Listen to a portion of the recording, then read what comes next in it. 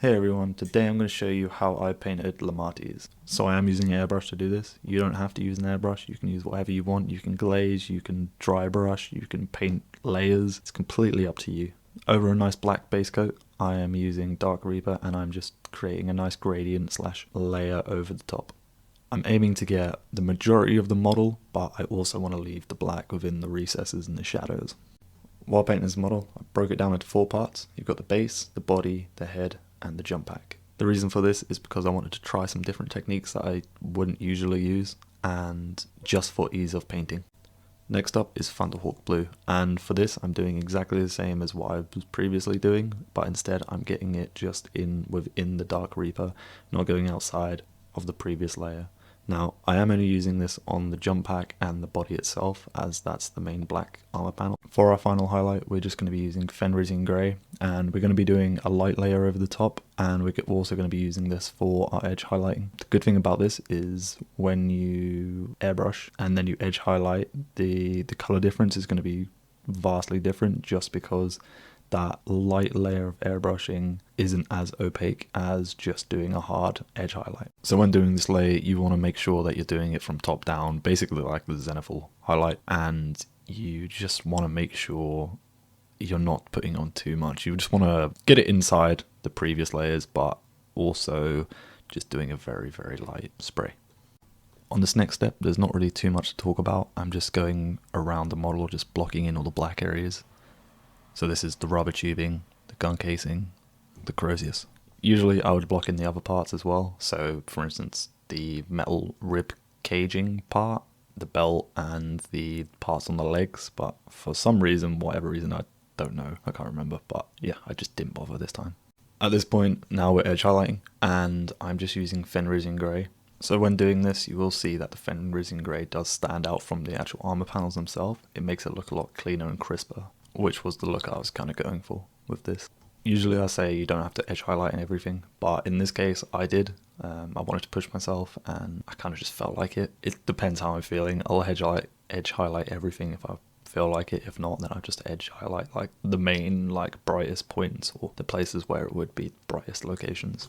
So when edge highlighting, you do just want to take your time. Obviously this video is sped up and I'm not actually this quick at edge highlighting. If so, that would have been insane. When doing any sort of edge highlighting, I like to load up the brush, make sure I haven't got too much on there, and then dab off any excess. From here, depends what sort of edge you're doing. It can depend on the angle that you need to have the brush, but for the most part you want to have it on the edge, so you're edge highlighting with the actual body and not the tip of the brush. So I did just miss a step because I think my camera died when I was painting this and I completely forgot to record it, but all it was a polyurethane gloss varnish over the top of the model. So once the gloss varnish is dried, we can create the oil wash. I'm using ABT 502 Black Ivory, and all I'm doing is mixing in a little shot glass, some thinner and a bit of the oil, and I'm just creating a wash with it. So I'm not actually doing any of the shading over the armor panels, I'm just dropping the shade within the recesses, and then here it will just spread out as it's going over gloss varnish. The oil will just dissipate and move into all the deepest recesses, and it makes it just so much easier and quicker.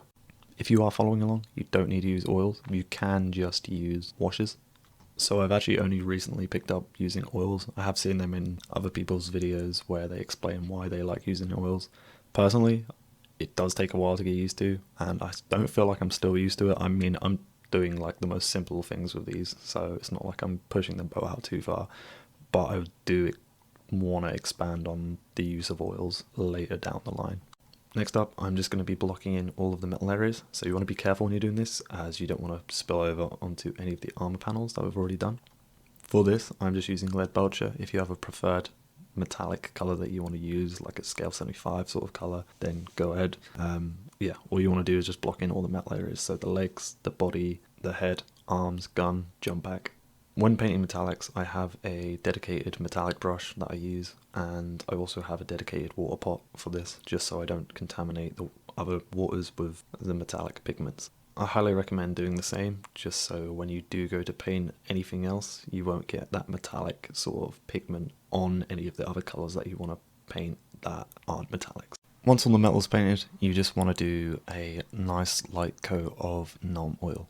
There isn't really too much to say here, just make sure you don't overload the brush and you just dull down the metal. Once all that's done, we can move on to the next step. Once that non-oil is dry, we just want to come back in with Leadbelcher to brighten up some of those areas. So we still want to leave the non-oil within the shadows and the recesses where we can. And yeah, we just want to bring back up the highest points and some of like the mid-tone of the metals. For the final last details of the metallics, I just want to use Chrome by Vallejo Model Air. If you don't have this, you could use Stormhost Silver. When using this paint, you want to be very careful as this is very, very bright. So you want to put this on the brightest points. So all of the sort of like raised little notches on the metal trim, all I did here was just go around each of the notches and just do like a specular dot highlight. Here's a little review of each piece of the model and what it looks like at its current state. So we've done all the metallics, we've done blocking in all the black, and we've done the main armor panels. So here I'm just airbrushing some white ink, and stupidly I didn't actually mask off any of the other areas, so I did get a spray everywhere. I didn't actually thin the ink down too much, I just put it in straight and it came out a bit speckly. However, it's not that big of a deal. I actually fixed this by just getting some water and just putting it over them areas and basically just soaking it all up and getting off some of that white ink. While the white ink is drying, I started on the ribcage OSL. For this, I just go straight in with red ink. Ink is obviously very runny, so make sure to get like a little bit on your brush and just build up a nice layer, trying not to get it onto any of the metallic that you just painted. However, if you do get it on any of the metallics, then you can easily just go in with a wet brush, whack it on the metallics, and then just dry it up with another brush or some tissue. While I wait on the ink to dry, I then start on the bone. For this, I use Steel Legion Drab as just the base coat. With this, I'm just layering on a nice solid layer over the helmet and the shoulder pad. Next up is a 50-50 mix of Steel Legion Drab and Ushabti Bone. And in this part, I am literally just looking for the places where I think the light is going to hit the most. And that's what I'm just going to be layering it on. Painting this layer will help build the foundation of light placement and will provide places for the brighter highlights to be implemented. Next up, we're just using pure Ushabti bone, and within the previous layers of the 50-50 mix, we just place extra layers and we start blending in the bone colors. Next up, again, we're just going to be doing the same as the previous layers, but we're just going to be doing it with inside the previous layers. So I'm using a 50-50 mix of Ushabti bone and Screaming Skull. So obviously you're doing a shoulder pad and the helmet, and now we're just using a pure layer of Screaming Skull. All you want to do with this is just layer it on, and you can create a glaze and start blending it in. Next up, we're going to the brightest highlights, and we're now doing a 50-50 mix of Screaming Skull and Bright Ivory. Now this will be the foundation for the brightest highlight. So this is going to be one of the smallest parts of this, and we're just going to be putting it in the center and glazing it in. For the final highlight on the bone, we're just going to be using Bright Ivory, and this is going to be the brightest points, so you want to just do specular dot highlights for this. So next up is just spraying the under part of the skull, and all I'm doing is just facing the skull away from me, and with my airbrush I'm just going with some fluorescent paint, spraying at the bottom part of the skull. I also didn't record it, but I sprayed some fluorescent red paint into where the helmet goes. And this time I actually taped it off, so congratulations to me. It would have probably been a lot easier to use putty, but I don't actually have any putty at the moment, so I need to get some, as this would have made it a whole lot easier. But as you can see, all I'm doing is adding some more white ink to the helmet area, and the reason why I'm doing this is just because I want it to be a bit more brighter, as it was fairly dark to begin with. As well as adding white ink to the helmet area, I'm also doing it to the chest. In between each of the ribs, I'm just painting white ink, which is where I'll be building up the OSL from here. While the inks are drying, I'm just going around with Pro Acryl Bold Titanium White and just going around each of the jewels and just filling them in with a nice solid white layer. This is also where I start work on the other shoulder pad and start blocking in the wings and the jewel. For this next part, all I'm doing is getting some Retributor Gold and going over the crozius. I don't actually do anything special with the crozius, I just do gold wash and then highlight, and that's pretty much it with this. The main goals for this model, for me personally, was to work with black armor, bone, and doing some cool OSL stuff. Now that the white ink is dried, we're going back with a watered down fluorescent red.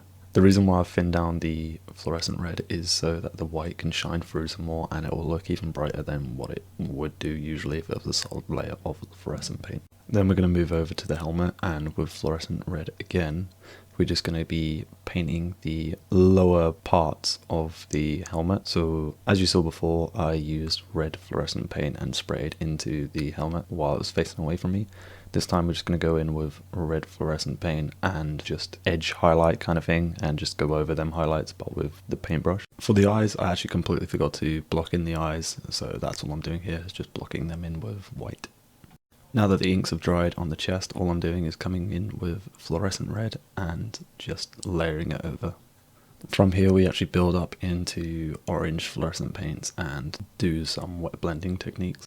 Next I'm just throwing in some white paint, and I'm painting this halfway on the chest cavity, and what this is going to do is going to be the start of the transition from red to orange. So in this next clip you'll be able to see how I blend fluorescent paints and make the OSL effect within the chest. If you watch my previous jump pack video, it's essentially exactly the same thing. Over the white ink, all you want to do is just put in a drop of red fluorescent paint and then come in with a drop of orange fluorescent. And then as they meet in the middle, all you're going to do is give it a little mix, and that will be a nice little wet blend between the two fluorescent paints. All I'm doing is making sure the orange is within the inner part of the chest and the red is on the outside part of the chest, and just reinforcing that with some red fluorescent paint on the outside and just making sure it's nice and smoothly blended. That's basically it. That's just that simple. Next up, I'm just getting some Fist on Red, and I am just going over all the jewels and gems that are around the body, which we previously painted white. This should be a fairly quick step, but just be careful as you don't want to go over any of the previous metallics and spill over onto any other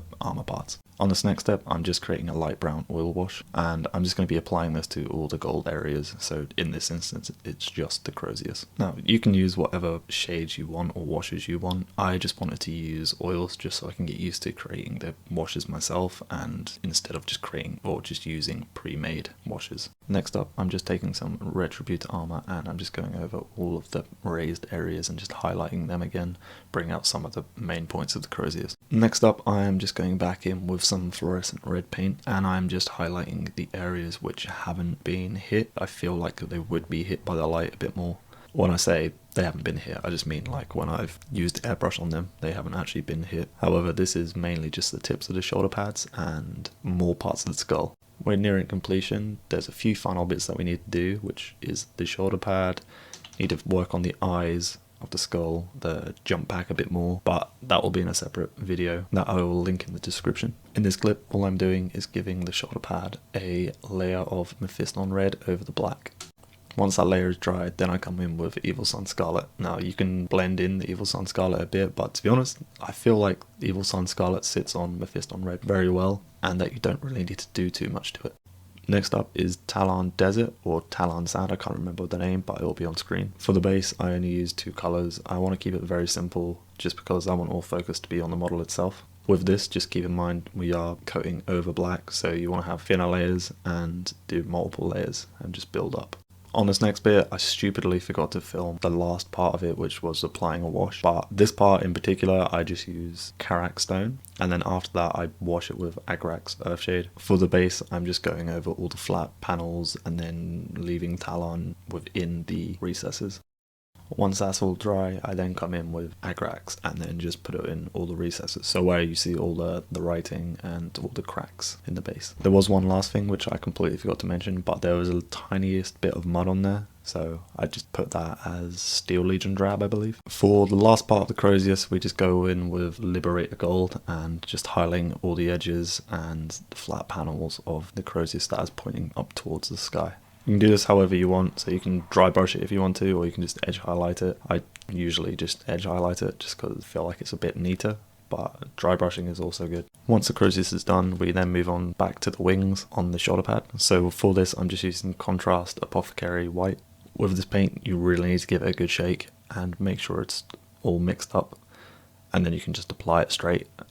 You don't want to have too much on your brush, but you don't want to have too little on your brush. You just want to put it all over the white areas. Usually I hate contrast paints and I never really go near them, but there's only a select few which I use for very specific things.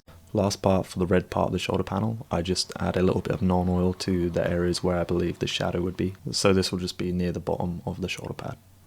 Next up, I'm just coming in with Evil Sun Scarlet. Now for the jewels, I didn't paint these the way that I painted it in this video. I actually went and fixed it afterwards because I painted them wrong and they just looked bad when I painted them. So this will be a different video down the line. I will quickly just explain how I painted them though. So obviously we done white and then Mephiston red. Now I'm doing Evil Sunz Scarlet, and I put it on the bottom half at an angle of where I think the light will hit. And then on the top half, you make that a little darker using a darker paint such as black, red.